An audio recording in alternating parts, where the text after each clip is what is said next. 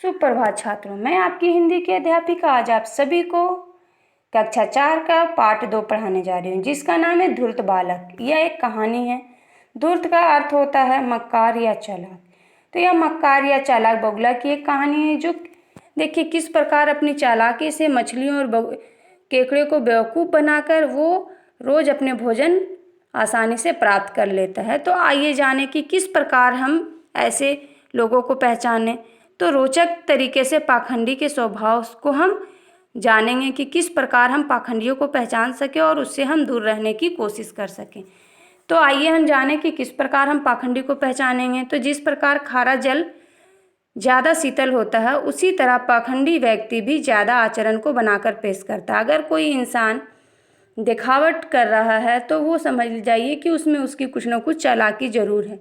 धूर्त व्यक्ति बहुत अधिक मीठा बोलता है, उससे बचकर रहना चाहिए। दुनिया में सभी विश्वास के योग्य नहीं होते हैं, हर किसी से निश्चित दूरी बनाकर चलना चाहिए। नकली आचरण करने वाले विवेकी लग सकते हैं, ऐसे लोगों से हमेशा बचकर रहना चाहिए। जैसे कि जो लोग आपके सामने अपने आचरण को बढ़ा चढ़ा कर दिखा रहे हैं, वो आपको बुद्धिमान तो लग सकते हैं, मगर ऐसा ज़रूरी नहीं है। इसलिए हमें सोच समझकर जांच परख कर कदम उठाने चाहिए। आइए अब इस पाठ के आधार पर पढ़ते हैं। किसी जंगल में एक बड़ा तालाब था। इस तालाब में बहुत सी छोटी बड़ी मछलियां और केकड़े रहते थे। तालाब के किनारे पर झाड़ी के बीच में एक बगुला रहता था। वह बूढ़ा हो चुका था और अब उससे ठीक से शिकार भी नहीं हो पाता था, किंतु बगुला जो था वो बड़ा चालाक था। वह पेट भरने की कोई ऐसी तरकीब सोचने लगा जिससे मछलियां खुद ब खुद जाल में फंस जाएं। और वह एक दिन उसे दिमाग में तरकीब भी आ गई कि वो किस प्रकार मछलियों को फंसाए। एक दिन वो तालाब में जाकर एक पांव पर खड़ा हो जाता और आंखें इस प्रकार बंद करता है कि मानो वो ईश्वर का ध्यान कर रहा हो।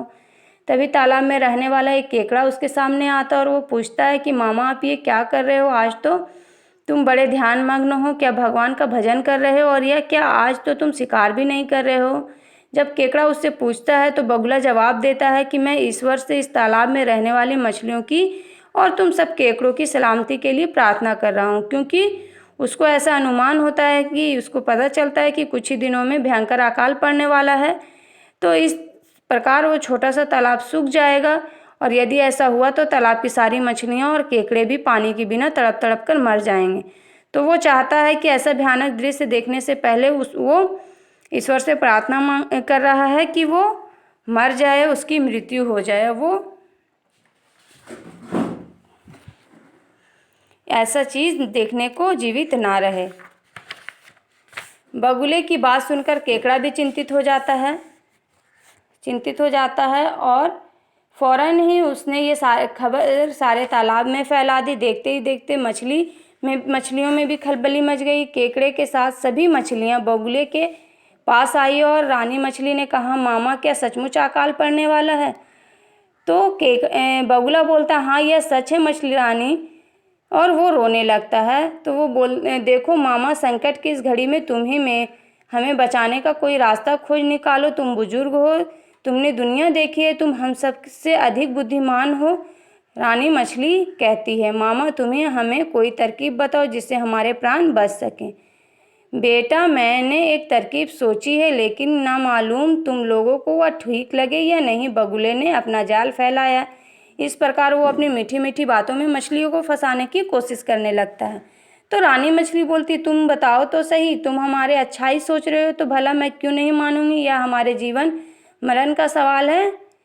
तो सुनो, बगुले ने कहा, यहाँ से लगभग 5-6 कोस की दूरी पर एक पहाड़ है जहाँ जलधारा फूटती है। उसके नीचे एक बड़ा तालाब है। चाहे कितना भी भयंकर अकाल क्यों न पड़े, तालाब कभी नहीं सूखता। इसलिए मैं चाहता हूँ कि तुम सब वहाँ चलो और सुख से रहो। तो मछली कहती है, लेकिन मामा, हम वहाँ जाएंगे कैसे? मछलियाँ शोर मचाने लगी, क्योंकि मछलियाँ तो उड़ नहीं सकती जो वो एक तालाब से दूसरी तालाब चली जाएं। यह काम है तो बेहद कठिन, पर यदि तुम मुझ पर भरोसा करो तो आसानी से हो सकता है। हालांकि मैं बूढ़ा हूँ, किंतु तुम लोगों की खातिर यह कष्ट भी सह लूँगा। अब यहाँ पे बगुला अपनी चालाकी दिखाते हुए कहता है कि अगर तुम लोग मेरे पे यकीन करो तो कठिन काम तो है, मगर मैं ये कर लूँगा। रानी मछली बेसब्री से बोली, हमें तुम पर भरोसा है मामा, तुम बताओ तो सही कि करना क्या है। तो बगुला बताता है कि तरीका यह है कि तुम मछलियों को एक एक करके यहाँ से ले जाकर उस तालाब में छोड़ाऊँ।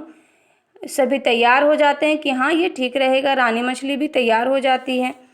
तुम हमें एक एक करो वहाँ पहुँचा दो और तुम्हारा हम पर बड़ा उपकार रहेगा, क्योंकि केकड़ा भाई तुम क्या कहते हो। सब लोग एक जगह इकट्ठे होकर सलाह मशवरा करते हैं और सब तैयार हो जाते हैं। रानी मछली ठीक कह रही है, तुम्हें बड़ा पुण्य मिलेगा। दूसरों के प्राणों की रक्षा करना बड़ा ही धर्म का काम है। तो बस फिर क्या, बगुले की चाल सफल हो गई। बगुला जो चाहता था सभी उसके जाल में फंस गए। वह तालाब से एक मछली लेकर उड़ जाता और दूर पर्वत पर बैठ बड़े मजे से उसे खाकर वापस लौट आता था। मछलियाँ बहुत खुश थी कि वह एक नए सुरक्षित घर में जा रही हैं, इसलिए वह हर कोई चाहती थी कि बगुला मामा पहले उसे ही ले जाए। उस दिन बगुला तब तक मछलियाँ ढोता रहा जब तक उसका पेट नहीं भर गया। फिर थक जाने का बहाना कर उसने कहा, अब मैं थक गया हूँ, आज आराम कर लूँ, कल फिर यह पुण्य करूँगा। वो रोज आते जाते थक जाता है, इसलिए कहता है कि आज मैं थक गया हूँ, आज मुझे आराम करने दो, दोबारा ये पुण्य का काम मैं फिर जरूर करूँगा। मछलियाँ उनकी बात मान गईं। चालाक बगुला झाड़ियों में जाकर खूब चैन की नींद सोया। बहुत दिनों बाद आज उसे भरपेट भोजन मिला था और खूब परिश्रम भी करना पड़ा था उसे खूब गहरी नींद आई। दूसरे दिन तरोताज़ा होकर वह फिर तालाब पर पहुंचा और मछलियों को ढोने का सिलसिला शुरू हो गया। अब तो उसका रोज का ये काम बन चुका था। अपनी चोंच में भरकर बढ़िया से बड़ी सी मछली ले जाता और एकांत में बैठकर खूब भरपेट खाता। रानी मछली अपनी मछलियों की हाल चाल पूछती तो वह कहता, अपने नए घर में वो बहुत मज़े में हैं, तुम लोगों के पहुंचने का इंतजार करती रहती हैं। रानी मछली, आज तुम चलो और अपनी आंखों से देख लेना कि कितनी वो लोग खुश हैं। बगुले ने ये बात इतनी खुशमिजाजी और आत्मविश्वास से भरकर कही कि मछली और केकड़े उस पर विश्वास जो था और बढ़ गया कि हाँ उसकी सभी मछलियाँ खुशी से होंगी। यह सुनकर रानी मछली बोली, मैं भी जरूर चलूँगी मामा, लेकिन अभी नहीं, पहले मेरी प्रजा की सुरक्षा निश्चित हो जाए तब मैं भी अवश्य आऊँगी। केकड़ा बोला, मामा किसी दिन मैं चलूँगा तुम्हारे साथ। वो बोलता है, ठीक है बेटा, जरूर चलना। इस प्रकार जो चालाक बगुला रोज मछलियाँ ले जाकर खा जाता और कुछ ही दिनों में मोटा ताज़ा हो गया। जब बगुले को ढोते कई दिन बीत गए तो एक दिन केकड़े ने कहा, मामा आज मुझे लेकर चलो। जब बगुले ने भी सोचा रोज रोज मछलियाँ खाकर जी उब गया, आज क्यों ना इस केकड़े का ही आनंद लेकर स्वाद बदला जाए। यही सोचकर उसने अपनी स्वीकृति दे दी। बगुले की हाँ सुनते ही केकड़ा उछलकर बगुले की गर्दन पर सवार हो गया। बगुला भी उसे लेकर आसमान की ओर उड़ चला। रानी मछली कुछ देर उन्हें देखती रही और फिर वह जल में समा गई। अपना पुराना घर छोड़कर उसे दुख तो था, मगर प्रजा की जान बचाने की खुशी भी थी। उसे दुख तो अपने घर को छोड़ने का जरूर हो रहा था, मगर उसे इस चीज़ की खुशी थी कि चलो वो समय रहते अपने प्रजा की जान बचा पाई। उधर बगुला की गर्दन पर सवार केकड़ा नीचे का संसार देखकर बहुत खुश हो रहा था। वह बगुले से बोला, वाह मामा, यह नज़ारा तो मैं पहली बार देख रहा हूँ।